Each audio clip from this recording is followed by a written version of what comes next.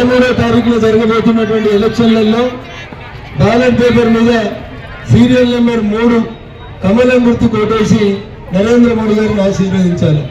వెనుకకెళ్ళి తమ్ముడు చెప్తారు, అన్న మా వాళ్ళకి కమలం అంటే తెలియదు, ఏమంటే తెలుస్తుంది?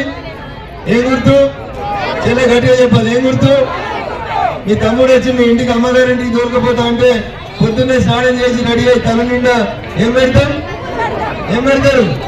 బతుకమ్మ ఆడితే ఏం ఆడతారు? చేసింది మీ దగ్గర అరవిందో కంపెనీ ఉంది కదా, అరవిందో కంపెనీ శరత్ చంద్రారెడ్డిని బెదిరించి 100 కోట్లు ఎత్తుకపోయి ఏం చేసిందంటే సారా దందా మొదలు పెట్టింది. ఎవరైనా తెలంగాణలో సారా దందా వేస్తారా? సారా దందా వేస్తారా? మన ఆడవాళ్ళు ఎవరైనా ఒక్కసారి ఆలోచించాలి. 2000 పింఛన్ వద్దు, 4000 పింఛన్ వస్తే లాభం అవుతుందని మీరందరూ ఆశపడి ఆ 4000 పింఛన్ కోసం చెయ్యి గుర్తు కొట్టేసారు. ఇచ్చింది అమ్మ రేవంత్ రెడ్డి, ఇచ్చింది ఆ పింఛను వస్తుందా? 4000 పింఛను వస్తుందా? ఇంకో వాటికి 200 రూపాయలు ఇస్తా అని చెప్పింది. కాంగ్రెస్ పార్టీ అధికారంలోకి వచ్చి దాదాపు 6 నెలలు అవుతుంది.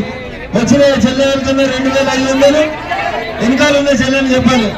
వచ్చిన 2500 మరి 2 మాటలు చెప్పిండు రేవంత్ రెడ్డి. 6 హామీలు ఇచ్చిండు. కాంగ్రెస్ అధికారంలోకి వస్తే చాలా పనులు చేస్తామని చెప్పిండు. దాంట్లో ముఖ్యంగా 6 హామీల కోసం మాట్లాడిండు. ఆ 6 హామీలు ఏంటంటే, 1 2000 పింఛన్ 4000. 2 మాటలు పోయిన తర్వాత 3వ మాట చెప్పిండు. గుమ్మడి ధర చుట్టూ ఉన్న రైతులు ఆలోచించుకోవాలి. మనల్ని ఆశీర్వదించేందుకు మెదక్కెళ్ళి కరణం రామచంద్రరావు గారి కోడలు కరణం పరిణిత గారు వచ్చారు. ఇక్కడ నుంచి గోషామహల్ ఎమ్మెల్యే గౌరవనీయులు రాజాసింగ్ గారు వచ్చారు. ఇంత దూరంకి వెళ్ళి వాళ్ళు మన మెదక్ పార్లమెంటులో మంచి చెడైంది అని చెప్పడానికి ఇంత దూరం నుంచి వాళ్ళిద్దరు మనల్ని ఆశీర్వదించేందుకు వచ్చారు. 2 మాటలు చంద్రశేఖరరావు నమ్మి 10 ఏళ్ళు కారు గుర్తు కోటేస్తే మన తెలంగాణ బంగారు తెలంగాణ అవుతుందంటే ఇలా తెలంగాణ బంగారు తెలంగాణ సంగతి దేవుడు కానీ మన పిల్లల కొలువులు రాక కంపెనీలలో ఇబ్బందులు పడేటువంటి పరిస్థితి వచ్చింది. పోనీ కారులు చెడ్డ చేసిరని చెయ్యి గుర్తును తీసుకొస్తే ఆ చెయ్యి గుర్తులు కూడా చంద్రశేఖరరావు కంటే ఎక్కువ అబద్ధాలు ఆడుతుండ్రు, చంద్రశేఖరరావు కంటే ఎక్కువ తప్పుడు పనులు చేస్తున్నారు తప్ప ఒక్కరు కూడా ప్రజలకి మేలుండేటువంటి పనిని రేవంత్ రెడ్డి గారు చేస్తలేరు. నిన్ననో మొన్ననో ఒక మీటింగ్ లో రేవంత్ రెడ్డి చెప్తా ఉన్నాడు, బీజేపీ తెలంగాణకి ఏం చేయలేదని. మనం అడగాలి, 2000 పింఛన్ 4000 ఇస్తా ఉన్నారు, ఎందుకు ఇవ్వలేదు రేవంత్ రెడ్డి అని అడగాలి. చెల్లె అడగాలి. వచ్చిన 4000 పింఛన్లు రాలేదు. రైతులకు చెప్పిండు, కేసీఆర్ పోతే 5000కు బదులు 15000 రైతు బంధు ఇస్తా అన్నాడు. ఒక్కరికి కూడా రైతు బంధు రాలేదు. ఇంట్లో ఒక్కరికి కాదు, 2 ఉన్నా 3 ఉన్నా మనిషికి 4000 పింఛన్ ఇస్తా అని చెప్పిండు. 5 నెలలైంది, ఇవాళ రాక పింఛన్ రాలే. ఏమైంది రేవంత్ రెడ్డి? పింఛన్ ఎందుకు వస్తలేదు అంటే, వెనకాల లంక బిందెలు ఉన్నాయనుకొని వచ్చిన ఖాళీ కుండలు ఉన్నాయి, కుమ్మరి కుండలు తప్ప నా దగ్గర పైసలు లేవు అంటుండు. ఇప్పుడు ఆలోచించాలి, 13వ తారీఖు ఓట్లు వేసినప్పుడు కారు కేస్తే కేసీఆర్ ముఖ్యమంత్రి కాడు. 5 ఏళ్ల దాకా నడుమిరిగి సార్ ఇంట్లో పడుకున్నాడు. ఫామ్ హౌస్లకు వెళ్ళి బయటకు వచ్చే పరిస్థితి లేదు. కారు కేస్తే హరీష్ రావు మంత్రి కాడు. పోనీ ఎవరు నిల్చున్నారు? వెంకట్రామరెడ్డి మెదక్ జిల్లాను మొత్తాన్ని దోసుకొని 100 కోట్లు సంపాదించినటువంటి వెంకట్రామరెడ్డి అనే కలెక్టర్ ఈయన మళ్ళా పైసలు వంచి గరీబ్ వాళ్ళు మెదక్ వాళ్ళంతా పైసలు ఇట్లా చేయించుకుందామని వస్తుండు. అందుకని కారుని ఓటేస్తే మనకేం లాభం రాదు. ఇక పోతే చెయ్యి. రేవంత్ రెడ్డికి కొన్ని 6 నెలల కింద ఎవరు ముఖ్యమంత్రి ఉండాలంటే రేవంత్ రెడ్డికి ఒక అవకాశం ఇచ్చారు.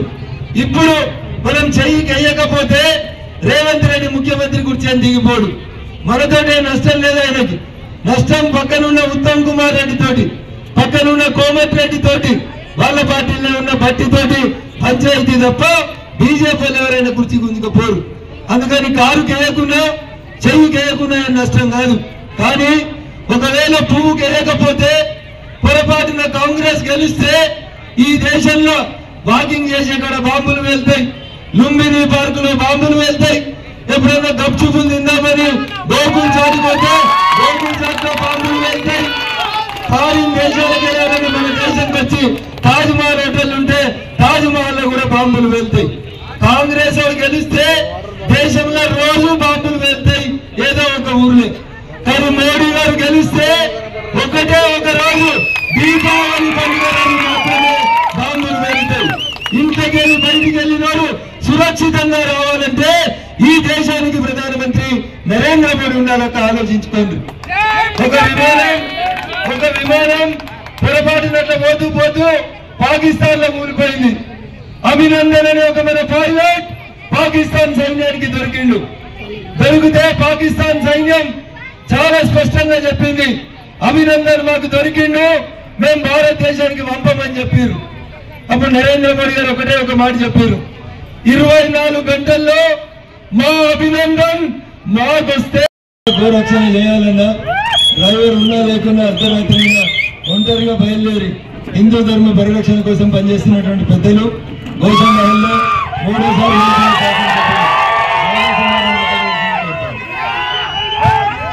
జై శ్రీరామ్, జై శ్రీరామ్. ఈరోజు మెదక్ పార్లమెంట్ నుంచి మా రఘునందన్ అన్న గారికి డైరెక్ట్ మోదీ గారు పిలిపించి, రఘునందన్ నేను నీకు బీఫామ్ ఇస్తున్నా మెదక్ పార్లమెంట్ నుంచి, నువ్వు కొట్లాడాలని నువ్వు గెలవాలి అంతే కదా ఆశీర్వాదం ఇచ్చి మోదీ గారు డైరెక్ట్ మెదక్ పార్లమెంట్ మధ్యలో మీ మధ్యలో పెట్టినంటే దీనికి మీరు అర్థం చేసుకోండి. సమయం చాలా తక్కువ ఉంది. తక్కువ సమయంలో ఎవరికి ఓట్ వేయాలి, ఎవరికి ఓట్ వేయకూడదు కొద్దిగా మీరు ఆలోచన చేయండి. ప్రత్యేకంగా నా ముందు ఉన్న మా అక్క చెల్లెలకి అందరికీ ఒక్కటే నేను రిక్వెస్ట్ చేస్తున్నాను, ఓట్ వేసే ముందు కొద్దిగా ఆలోచన చేయండి. ఎవరికి ఓట్ వేస్తే మనకు లాభం దొరుకుతుంది, ఎవరికి ఓట్ వేస్తే మన మధ్యలో ఆ లీడర్ ఆ నేత నిలబడతారు, కొద్దిగా మీరు ఆలోచన చేయాలి. ఇవాళ మన అక్క మంచి గురించి చెప్పింది, మోదీ గారి వల్లనే ఇవాళ మనకు ఎన్నో ఈ స్కీమ్ల వల్ల మనకు లాభం దొరుకుతున్నాయి. ఇవాళ మన తెలంగాణ డెవలప్మెంట్ అయిందంటే అది మోదీ గారి వల్లనే. కానీ ఈ దొంగ కేసీఆర్ ఎప్పుడు కూడా చెప్పలేదు. ప్రతిసారి దుబ్బాక ప్రజలు అన్నాకి గెలిపించి అసెంబ్లీకి పంపిస్తున్నారు.